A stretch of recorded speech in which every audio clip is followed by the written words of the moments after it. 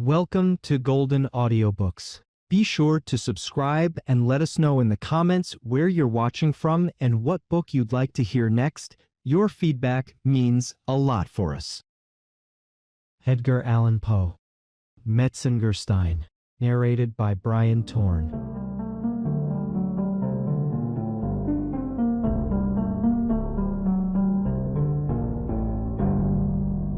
Pestis eram vivis, moriens tuum morsaro. I was a living plague, dying I will be, your death. Martin Luther. Horror and fatality have been stalking abroad in all ages. Why then give a date to the story I have to tell? Let it suffice to say that at the period of which I speak, there existed in the interior of Hungary a settled, although hidden belief in the doctrines of the psychosis. Of the doctrines themselves, that is, of their falsity or of their probability, I say nothing. I assert, however, that much of our incredulity, as Le Bruyère says of all our unhappiness, vient de ne pouvoir être seuls. It comes from not being able to go alone. But there were some points in the Hungarian superstition which were fast verging to absurdity. They, the Hungarians, differed very essentially from their Eastern authorities. For example, the soul, said the former, I give the word of, un acute and intelligent Parisien ne demeure qu'une seule fois dans un corps sensible. Au reste, un cheval, un chien, un homme mime n'est que la ressemblance peu tangible de ces animaux. It remains only once in a sensible body. Moreover, a horse, a dog, a man mimic is only the little tangible resemblance of these animals. The families at Berlifitzing and Metzengerstein had been at variance for centuries. Never before were two houses, so illustrious, mutually embittered by hostility so deadly. The origin of this enmity seems to be found in the words of an ancient prophecy. A lofty name shall have a fearful fall when, as the rider over his horse, the mortality of Metzengerstein shall triumph over the immortality of Berlifitzing.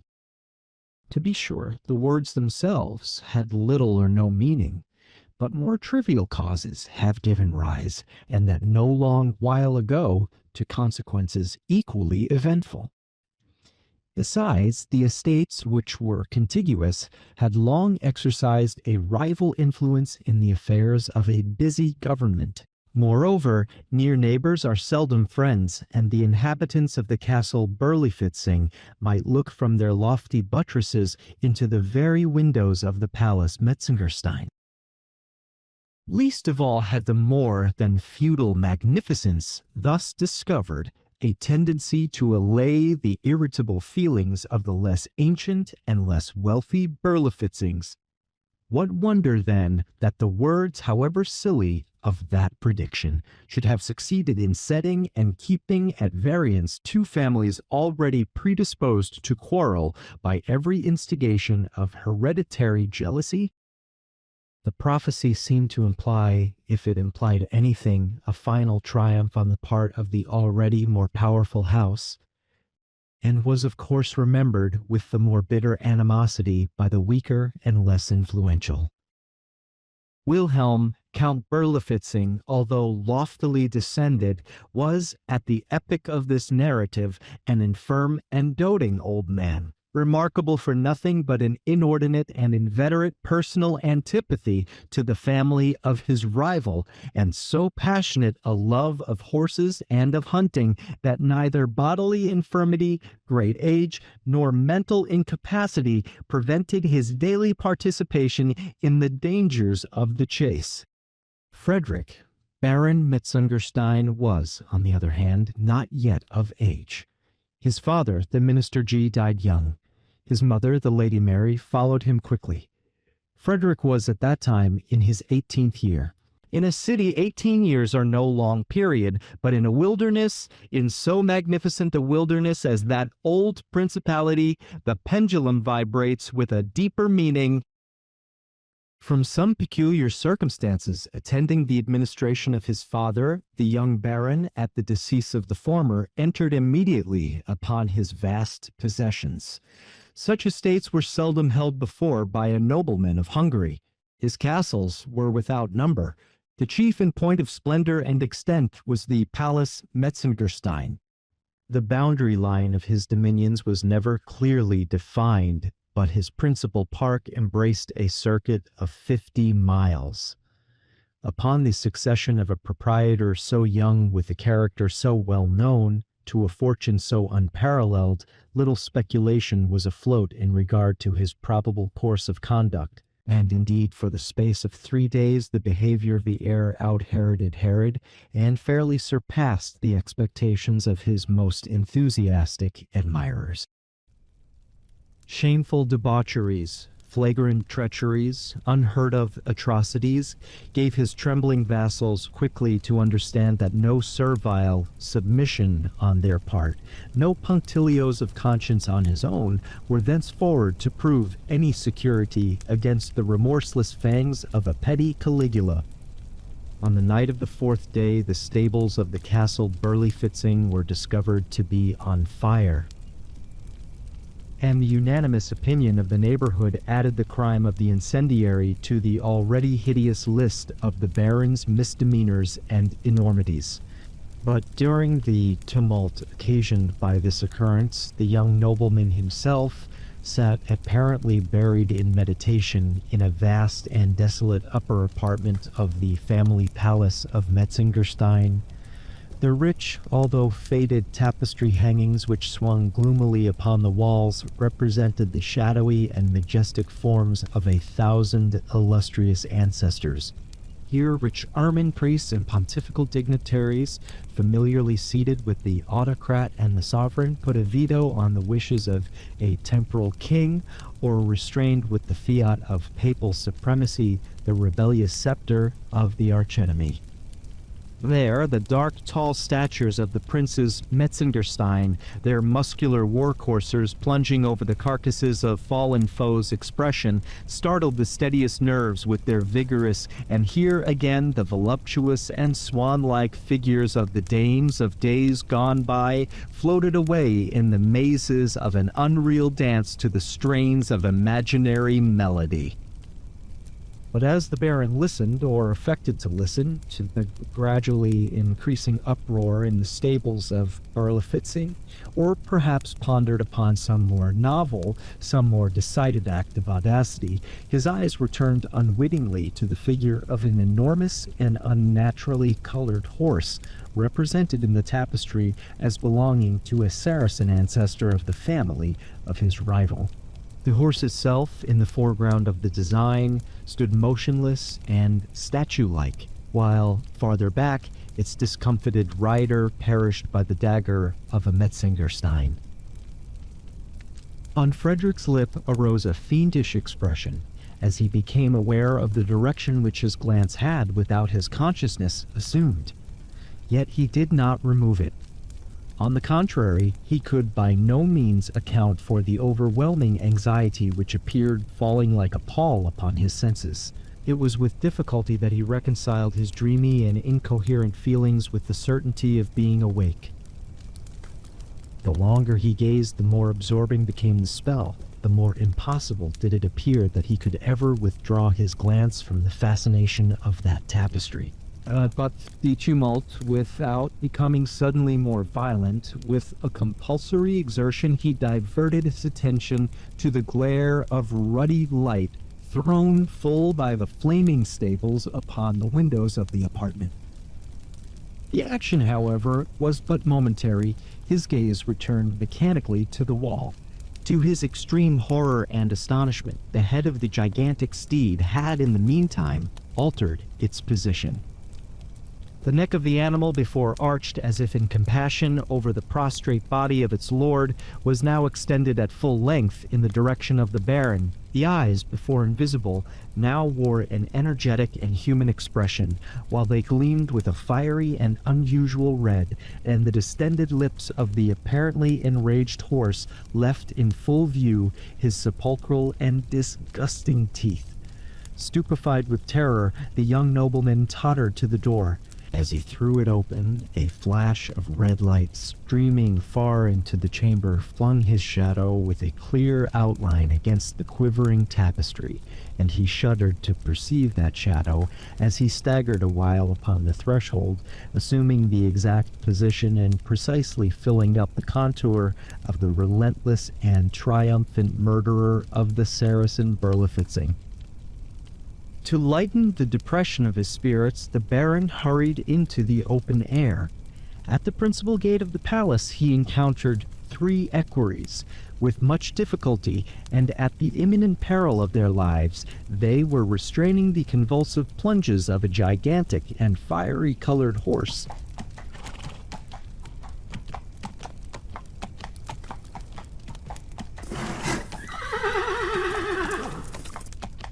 "Whose horse?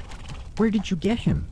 demanded the youth in a querulous and husky tone, as he became instantly aware that the mysterious steed in the tapestry chamber was the very counterpart of the furious animal before his eyes. "He is your own property, sire," replied one of the equerries. "At least he is claimed by no other owner. We caught him flying, all smoking and foaming with rage, from the burning stables of the Castle Berlifitzing. Supposing him to have belonged to the old Count's stud of foreign horses, we led him back as an estray, but the grooms there disclaim any title to the creature, which is strange since he bears evident marks of having made a narrow escape from the flames." "The letters WVB are also branded very distinctly on his forehead," interrupted a second equerry. "I suppose them, of course, to be the initials of William von Berlifitzing, but all at the castle are positive in denying any knowledge of the horse." "Extremely singular," said the young baron with a musing air, and apparently unconscious of the meaning of his words. "He is, as you say, a remarkable horse, a prodigious horse, although, as you very justly observe, of a suspicious and untractable character. Let him be mine, however," he added, after a pause. "Perhaps a rider like Frederick of Metzengerstein may tame even the devil from the stables of Berlifitzing." "You are mistaken, my lord. The horse, as I think we mentioned, is not from the stables of the Count. If such had been the case, we know our duty better than to bring him into the presence of a noble of your family designated." "True," observed the Baron dryly, and at that instant a page of the bedchamber came from the palace with a heightened color and a precipitate step. He whispered into his master's ear an account of the sudden disappearance of a small portion of the tapestry in an apartment which he, entering at the same time, into particulars of a minute and circumstantial character. But from the low tone of voice in which these latter were communicated, nothing escaped to gratify the excited curiosity of the equerries. The young Frederick, during the conference, seemed agitated by a variety of emotions. He soon, however, recovered his composure, and an expression of determined malignancy settled upon his countenance as he gave peremptory orders that the apartment in question should be immediately locked up and the key placed in his own possession. "Have you heard of the unhappy death of the old hunter Berlifitzing?" said one of his vassals to the Baron, as after the departure of the page, the huge steed which that nobleman had adopted as his own plunged and curveted, with redoubled fury, down the long avenue which extended from the palace to the stables of Metzengerstein? "No," said the Baron, turning abruptly toward the speaker. "Dead, say you?" "It is indeed true, my lord, and to the noble of your name will be, I imagine, no unwelcome intelligence." A rapid smile shot over the countenance of the listener. "How died he?" "In his rash exertions to rescue a favorite portion of the hunting stud, he has himself perished miserably in the flames." "Indeed," ejaculated the Baron, as if slowly and deliberately impressed with the truth of some exciting idea. "Indeed," repeated the vassal. "Shocking," said the youth calmly, and turned quietly into the palace. From this date a marked alteration took place in the outward demeanor of the dissolute young Baron Frederick Metzengerstein. Indeed, his behavior disappointed every expectation and proved little in accordance with the views of many a maneuvering mama, while his habits and manner, still less than formerly, offered anything congenial with those of the neighboring aristocracy. He was never to be seen beyond the limits of his own domain, and in this wide and social world was utterly companionless, unless indeed that unnatural, impetuous, and fiery-colored horse, which he henceforward continually bestrode, had any mysterious right to the title of his friend. Numerous invitations on the part of the neighborhood for a long time, however, periodically came in. Will the Baron honor our festivals with his presence? Will the Baron join us in a hunting of the boar? Metzengerstein does not hunt. Metzengerstein will not attend, were the haughty and laconic answers. These repeated insults were not to be endured by an imperious nobility. Such invitations became less cordial, less frequent. In time they ceased altogether. The widow of the unfortunate Count Berlifitzing was even heard to express a hope that the Baron might be at home when he did not wish to be at home, since he disdained the company of his equals, and ride when he did not wish to ride, since he preferred the society of a horse. This, to be sure, was a very silly explosion of hereditary pique, and merely proved how singularly unmeaning our sayings are apt to become when we desire to be unusually energetic. The charitable, nevertheless, attributed the alteration in the conduct of the young nobleman to the natural sorrow of a son for the untimely loss of his parents, forgetting, however, his atrocious and reckless behavior during the short period immediately succeeding that bereavement. Some there were, indeed, who suggested a too haughty idea of self-consequence and dignity. Others again, among whom may be mentioned the family physician, did not hesitate in speaking of morbid melancholy and hereditary ill health, while dark hints of a more equivocal nature were current among the multitude. Indeed, the Baron's perverse attachment to his lately acquired charger, an attachment which seemed to attain new strength from every fresh example of the animal's ferocious and demon-like propensities, at length became, in the eyes of all reasonable men, a hideous and unnatural fervor. In the glare of noon, at the dead hour of night, in sickness or in health, in calm or in tempest, the young Metzengerstein seemed riveted to the saddle of that colossal horse, whose intractable audacity so well accorded with his own spirit.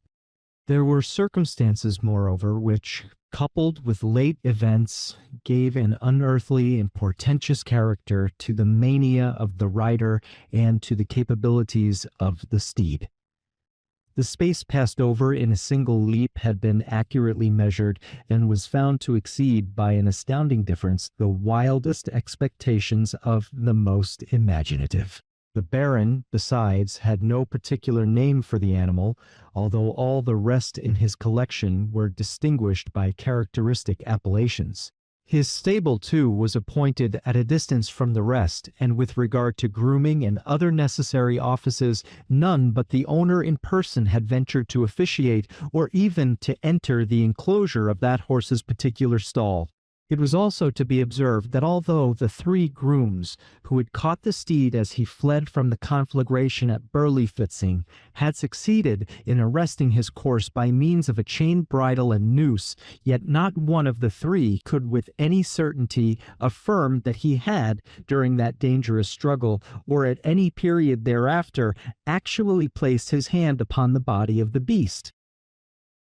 Instances of peculiar intelligence in the demeanor of a noble and high-spirited horse are not to be supposed capable of exciting unreasonable attention. But there were certain circumstances which intruded themselves, perforce, upon the most skeptical and phlegmatic, and it is said there were times when the animal caused the gaping crowd who stood around to recoil in horror from the deep and impressive meaning of his terrible stamp.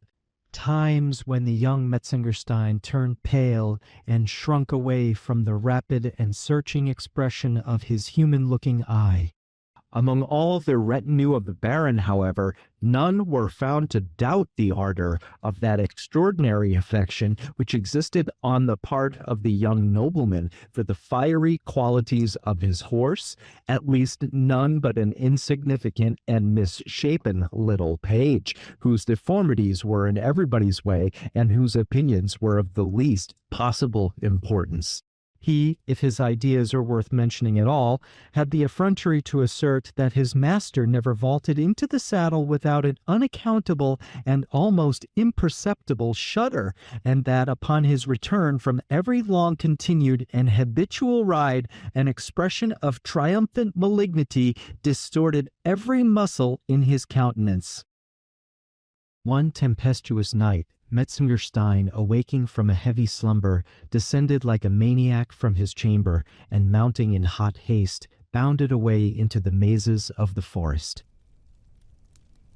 An occurrence so common attracted no particular attention, but his return was looked for with intense anxiety on the part of his domestics, when, after some hours' absence, the stupendous and magnificent battlements of the Palace Metzengerstein were discovered crackling and rocking to their very foundation, under the influence of a dense and livid mass of ungovernable fire. As the flames, when first seen, had already made so terrible a progress that all efforts to save any portion of the building were evidently futile, the astonished neighborhood stood idly around in silent, if not apathetic, wonder. But a new and fearful object soon riveted the attention of the multitude, and proved how much more intense is the excitement wrought in the feelings of a crowd by the contemplation of human agony than that brought about by the most appalling spectacles of inanimate matter. Up the long avenue of aged oaks which led from the forest to the main entrance of the Palace Metzengerstein, a steed bearing an unbonneted and disordered rider was seen leaping with an impetuosity which outstripped the very demon of the tempest. The career of the horseman was indisputably, on his own part, uncontrollable. The agony of his countenance, the convulsive struggle of his frame, gave evidence of superhuman exertion, but no sound save a solitary shriek escaped from his lacerated lips, which were bitten through and through in the intensity of terror. One instant, and the clattering of the hoofs resounded sharply and shrilly above the roaring of the flames and the shrieking of the winds. Another, and clearing at a single plunge the gateway and the moat, the steed bounded far up the tottering staircases of the palace, and, with its rider, disappeared amid the whirlwind of chaotic fire. The fury of the tempest immediately died away, and a dead calm sullenly succeeded. A white flame still enveloped the building like a shroud, and, streaming far away into the quiet atmosphere, shot forth a glare of preternatural light, while a cloud of smoke settled heavily over the battlements in the distinct colossal figure of a horse. The end.